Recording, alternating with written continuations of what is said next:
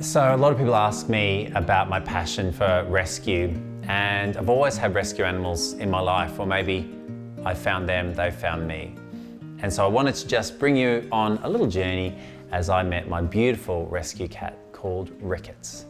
Now Ricketts was a street cat that lived in Portugal, and I moved there to set up a veterinary practice before I had my kids. And this was a cat that was a dusty little street cat, and he lived right near the row of houses and flats that we were living in. And just one day he followed us in. Some of the local kids were being a bit mean to him, and we stepped in, and then he came home with us and just never left, as a lot of cats tend to do. They find a good place and they stick with it. And he was very good because he was very good friends with my dog back then, who was Betty, who was a border terrier. And then we rescued another dog called Dave. I'll tell you about Dave in an upcoming video. This is all about my boy Ricketts. So he started following us home, and one day we let him come into the apartment, and woke up the next day, he was still there, and he never left. And he would go in and out still because he was a street cat, but he had found his people. I have been reading all the comments, I always do, from you lovely people, and many of you have asked, why did you call him Ricketts? Well, I can't be blamed for that. Actually, that was my wife. She called him Ricketts because she said no one wanted Ricketts. And I was like, as in the condition. I was like, well, lucky he wasn't called gonorrhea then. Thank goodness for that. So Ricketts was actually probably the best of a number of evils. He was one of those cats that just only liked us. He really did not like anyone else, and would show it. He was quite a grump, actually. But he grew into himself. He matured, he put on some weight.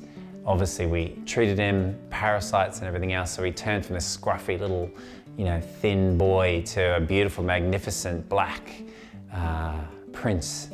And he lived alongside us and our dogs for a very long time, until we found out that we were pregnant and came back to the UK. So there was never a question that Ricketts wasn't going to come with us back to the UK. He's part of the family. I suppose we were a little concerned about how he was going to acclimatise to British weather after being in the sunny, warm Algarve, and he was a cat that loved being outside.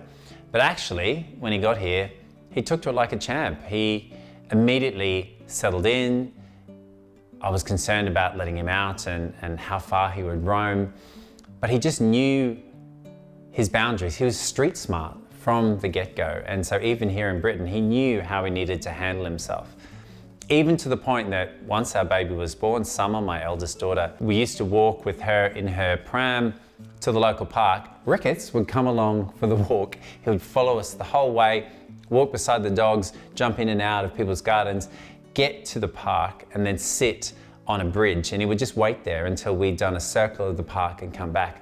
And he was hilarious. He sort of almost was sort of hand gesturing at the dogs, probably something quite rude, maybe in Portuguese, at them, and they would sort of kick off, and he would just sit there going, what you gonna do? He was just such a dude.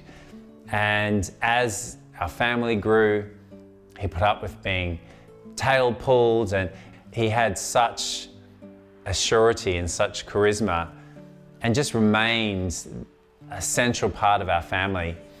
He went through losing Betty, he went through losing Dave, he also had to put up with another cat coming into the house, and then Mango at the end, and he got to the ripe old age of nearly 18 before he passed.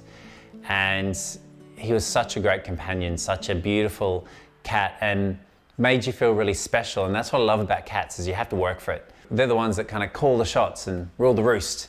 And he continued to do that right to the end. Unfortunately, we did lose him at the start of this year. He was suffering with kidney disease, and then unfortunately he did really deteriorate, and the time had come where this beautiful boy, we needed to say goodbye. As a vet, of course, we're there to support owners during the time where they have to say goodbye to their pets. And it's really difficult, but you have a role and you have a professional obligation to do the right thing by your patient and support their welfare. even if that means helping the owner to say goodbye. But when it's your own animal, the lines are a little bit blurry and it's really hard sometimes to make the right decision. But it was obvious with Ricketts. His time had come. He was a magnificent panther-like cat, and at the end he wasn't. And so it was time to say goodbye. But I'm very lucky that I have Nathan, my practice manager, who was alongside me. He helped me when I had to say goodbye to my dog Betty, and he was here again to help me say goodbye to Ricketts. And it was difficult. My ex-wife and I came together to say goodbye, and yeah, it was hard. It's very sad. An end of a chapter of your life that he had overseen and sprinkled his magic over. So a hard day, but the right decision.